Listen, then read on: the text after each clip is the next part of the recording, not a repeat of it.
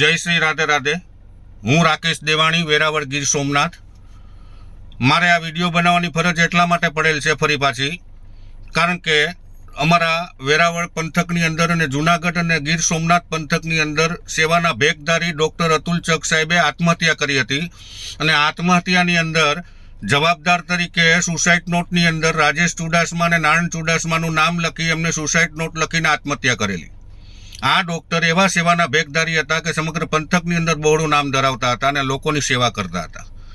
આવા ડૉક્ટર, પ્રભુ જેવા ડૉક્ટરે જ્યારે આત્મહત્યા કરી ત્યારે પ્રથમ વિડીયો પણ મારો જ બનેલો હતો. પ્રેસ મીડિયાને મેં નિવેદન આપેલું, એક રઘુવંશી સમાજના દીકરા તરીકે અને એક આગેવાન તરીકે.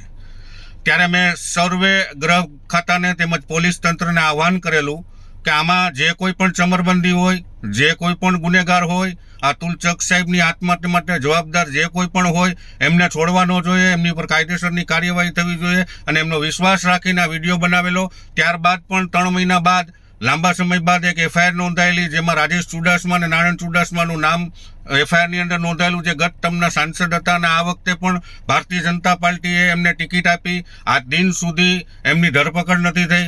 આજ દિન સુધી કથાકથિત સમાધાનની કહાનીઓ વહેતી કરી ચૂંટણી સમયે, અને હજી સુધી કોર્ટમાંથી કોઈ ક્લીન ચીટ આપેલી નથી. તેમને બાઇજ્જત કોઈ બરી કરેલા નથી. પોલીસે તેમની ધરપકડ કરીને કોઈ નિવેદન પોલીસે જાહેર કરેલું નથી કે કોઈ સમરી ભરેલ નથી. આ અરસામાં આ ભાઈ રાજેશ ચુડાસમા નરેન્દ્રભાઈ મોદી, અમારા વડાપ્રધાન શ્રીના નામે અને લાગણીઓના કારણે દેશવાસીઓના અને આ પંથકના લોકોએ એમને મતદાન આપ્યું.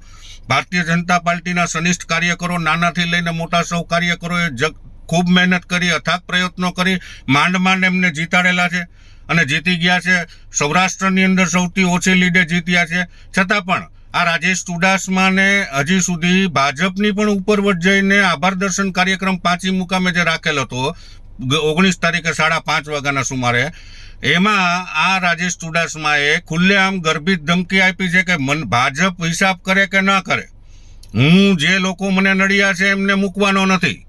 એમને કોઈનું નામ લીધું નથી. અને મેં ખુલ્લેઆમ આ રાજેશ ચુડાસમાની વિરુદ્ધ, કારણ કે અમારા ડૉક્ટર, પ્રભુ જેવા ડૉક્ટર અતુલ ચક સાહેબે માનવ હિતને ધ્યાનમાં રાખી, પ્રજાલક્ષી, પ્રજાના હિતને ધ્યાનમાં રાખી, આવા ગુનેગાર જેમનું નામ હોય એફઆઈઆરની અંદર નોંધાયેલું હોય, એમને કોઈ ક્લીન ચીટ મળેલી ન હોય, એટલે ગુનેગાર પોલીસની અંદર એમની સંડોવણી હોય આ ગુનાની અંદર, અને એમના કારણે મેં એનો વિરોધ કરેલો અને વિરોધ જબરદસ્ત કરેલો. અને સર્વે 18 વર્ષના લોકોને આહ્વાન કરેલું કે આ રાજેશ ચુડાસમાને મતરૂપી દાન ન આપતા, આપણે પ્રભુને પણ પુષ્પ અર્પણ નથી કરતા, તો રાષ્ટ્રને કેમ કરવું? એટલે આવી ગર્ભિત ધમકી બાદ મને એમ લાગે છે કે આ ભાજપ, ભારતીય જનતા પાર્ટીથી પણ ઉપરવટ જઈ અને મને ડર લાગે છે અને મહેસૂસ થાય છે. એટલે મેં એક ફરિયાદ રૂપી સર્વે ડીએસપી સાહેબ, આઈજી સાહેબ, એસપી, ડીજીપી સાહેબ, ગૃહમંત્રી, મુખ્યમંત્રી તેમજ કેન્દ્રીય ગૃહમંત્રી અને વડાપ્રધાનશ્રીને ઉદ્દેશીને મેં સર્વેને કોપી ઈમેલથી અને તેમજ ઇનવર્ડમાં દાખલ કરી જિલ્લા કલેક્ટર ગીર સોમનાથ અને ડીજીપી સાહેબને, ડીએસપી સાહેબને ગીર સોમનાથમાં 23 તારીખે ગઈકાલે નોંધાવેલી છે. અને મારી જાનમાલનું રક્ષણ, મારી જાનમાલને ખતરો છે, તેમજ મારા પરિવારને જો કંઈ પણ થશે, અને આ રાજેશ ચુડાસમાની ગર્ભિત ધમકીના લીધે આખા સમગ્ર પંથકમાં ભયનો માહોલ ઊભો થયો છે.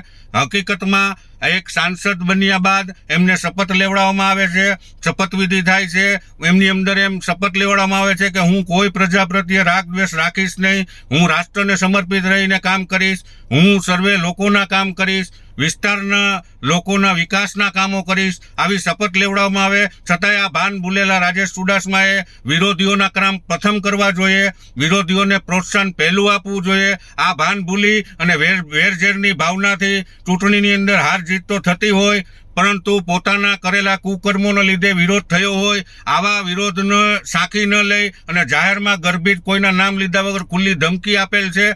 આ ધમકીના કારણે સમગ્ર પંથકમાં ભયનો માહોલ ફેલાયો છે.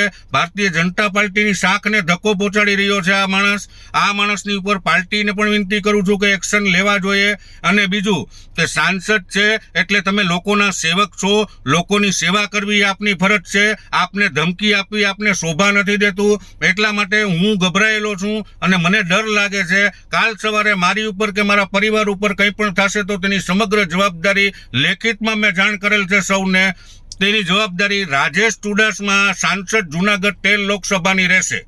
અસ્તુ. જય શ્રી રાધે રાધે. રાકેશ દેવાણી, વેરાવળ, ગીર સોમનાથ.